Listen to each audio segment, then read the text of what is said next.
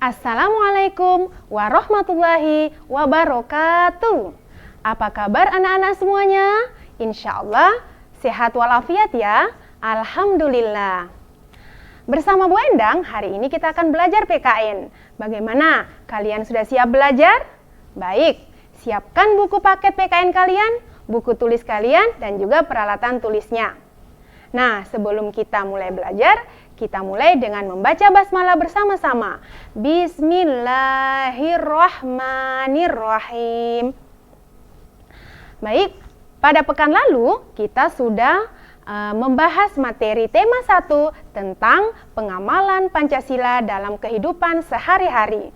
Siapa ya di antara kalian yang sudah melaksanakan atau mengamalkan Pancasila dalam kehidupan? Oke. Tentunya kalian dan kita semua sudah mengamalkan Pancasila dalam kehidupan sehari-hari. Apalagi di masa COVID seperti saat ini, kita bisa lebih meningkatkan ibadah kita di rumah. Tentunya sesuai dengan pengamalan Pancasila, sila yang pertama. Kemudian kita bisa lebih lagi dalam membantu orang tua, mengamalkan sila yang kedua. Baik, kita masuk pada materi pekan ini tentang tema 2, pertemuan pertama. Apa yang akan kita bahas pada pertemuan pertama ini adalah persatuan dalam perbedaan. Nah, pada pembahasan kali ini Bu Endang akan membahas 4 poin. Poin yang pertama tentang makna persatuan dan kesatuan. Poin yang kedua adalah cara menjaga persatuan dan kesatuan. Poin yang ketiga, tahapan perkembangan persatuan dan kesatuan. Kita mulai ya.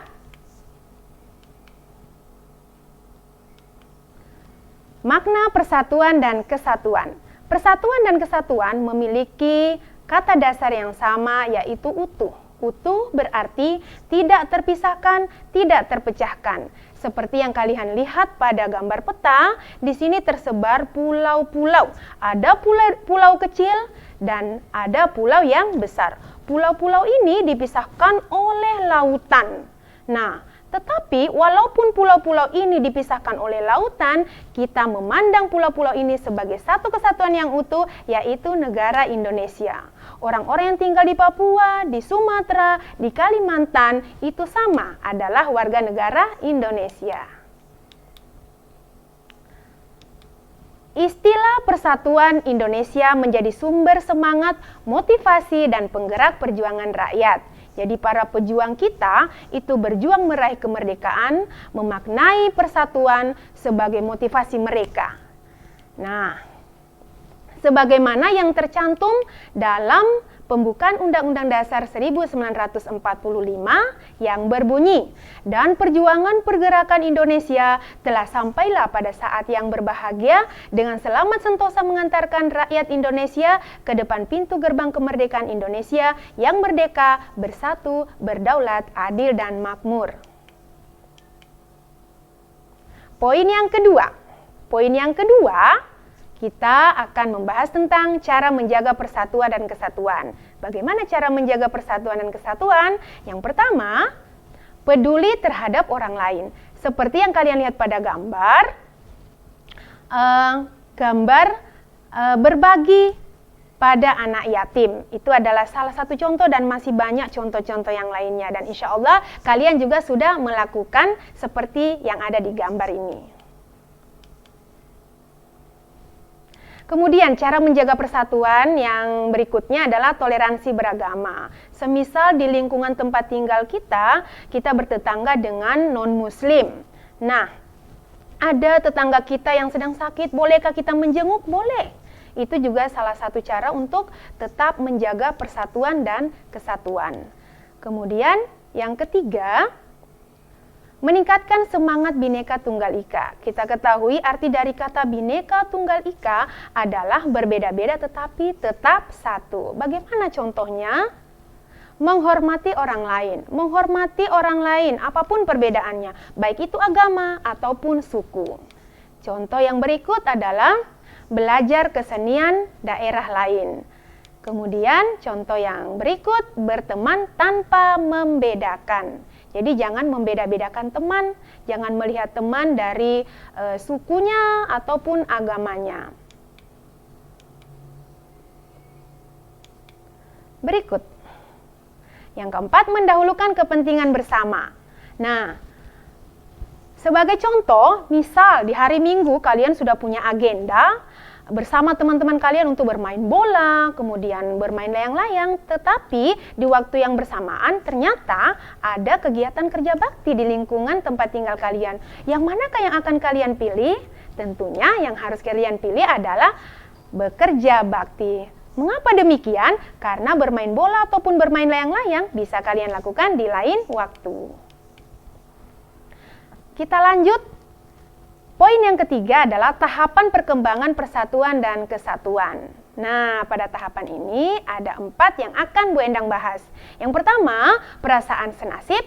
Yang kedua, kebangkitan nasional. Yang ketiga, Sumpah Pemuda. Dan yang keempat, proklamasi kemerdekaan. Perasaan senasib karena dijajah menjadi alasan bersatu seperti halnya yang dilakukan oleh Sudirman menyatukan para gerilyawan melawan penjajah. Siapa Jenderal Sudirman? Nah, berikut adalah gambar dari pahlawan kita. Pahlawan yang sudah berjasa dalam merebut dan mempertahankan kemerdekaan Indonesia.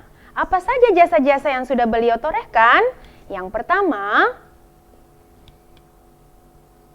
beliau pernah berhasil merebut senjata dari pasukan Jepang pada pertempuran di Banyumas. Kemudian, yang kedua, beliau juga pernah memimpin pertempuran besar, yaitu pertempuran Ambarawa. Pada saat itu Indonesia menang melawan sekutu. Nah, ini dia arti dari kata gerilya. Gerilya adalah perang yang dilakukan secara sembunyi-sembunyi dan dilakukan secara tiba-tiba. Mengapa harus dilakukan gerilya? Karena pada saat itu prajurit-prajurit kita tidak memiliki kecukupan atau kelengkapan persenjataan. Sehingga oleh Jenderal Sudirman, beliau mencetuskan taktik perang yang dikenal dengan sebutan gerilya. Karena beliau sudah mencetuskan taktik perang gerilya, beliau pun dijuluki sebagai pahlawan gerilya. Baik, kita lanjut. Yang kedua, kebangkitan nasional. Kebangkitan nasional Indonesia dilatar belakangi oleh perjuangan rakyat yang selalu mengalami kegagalan. Indonesia pada saat itu melawan penjajah selalu mengalami kegagalan. Mengapa demikian? Ada penyebabnya. Nah, penyebab yang pertama adalah minimnya persenjataan. Pada saat itu, persenjataan yang dimiliki oleh prajurit-prajurit kita itu sangat tidak memadai. Bahkan para prajurit kita itu hanya bermodalkan bambu runcing. Wah, ternyata berat juga ya perjuangan mereka. Yang kedua, perjuangan masih bersifat kedaerahan. Masing-masing daerah itu berjuang untuk daerah mereka masing-masing. Yang ketiga, bergantung pada pemimpin. Jadi, semisal pemimpin wafat di medan pertempuran, prajurit-prajurit ini pun seperti kehilangan semangat untuk berjuang. Yang keempat, politik adu domba dari pihak penjajah. Jadi, para penjajah kita itu sangat cerdas. Mereka memanfaatkan waktu atau kesempatan di mana misalnya ya, raja dan anak itu di kerajaan-kerajaan terjadi perebutan tahta. Nah, pada kondisi inilah para penjajah kita memanfaatkan kondisi untuk mengadu domba raja-raja dan juga para keluarganya. Nah, kebangkitan nasional Indonesia ditandai dengan berdirinya Budi Utomo tanggal 20 Mei 1908. Budi Utomo didirikan oleh Dr. Sutomo, Gunawan Mangunkusuma, dan Suraji. Yang ketiga, Sumpah Pemuda. Sumpah Pemuda terselenggara pada tanggal 28 Oktober 1928 yang melahirkan Ikrar Sumpah Pemuda. Ikrar Sumpah Pemuda. Intinya adalah yang pertama bahwa putra-putri Indonesia itu mengakui bertanah air Indonesia, berbangsa Indonesia, dan juga berbahasa Indonesia. Nah, dan sebagai puncak adalah proklamasi kemerdekaan Indonesia, di mana ditandai dengan diproklamasikannya kemerdekaan Indonesia tanggal 17 Agustus 1945 yang dibacakan langsung oleh Insinyur Soekarno dan didampingi oleh Dr. Andes Muhammad Hatta. Apa makna dari proklamasi kemerdekaan? Ada 3 makna di sini. Yang pertama, bahwa proklamasi itu sebagai puncak perjuangan. Yang kedua, terlepas dari penjajahan. Dan yang ketiga, menandai lahirnya NKRI. Baik, materi kita untuk pertemuan kali ini sampai di sini. Sebagai kesimpulan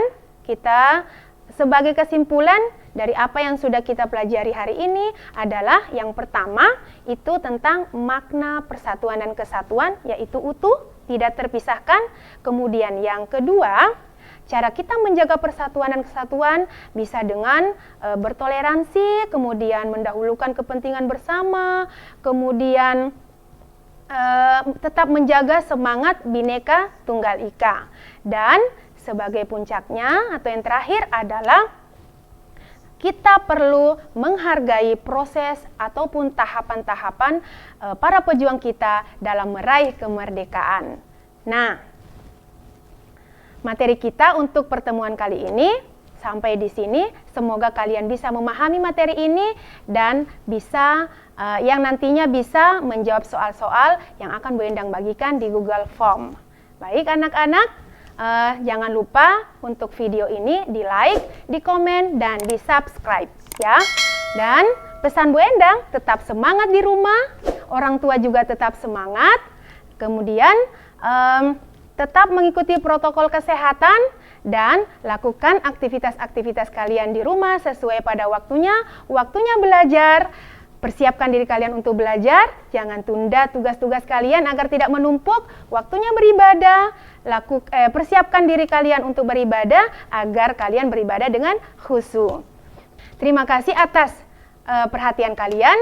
Sampai bertemu di video selanjutnya. Wassalamualaikum warahmatullahi wabarakatuh.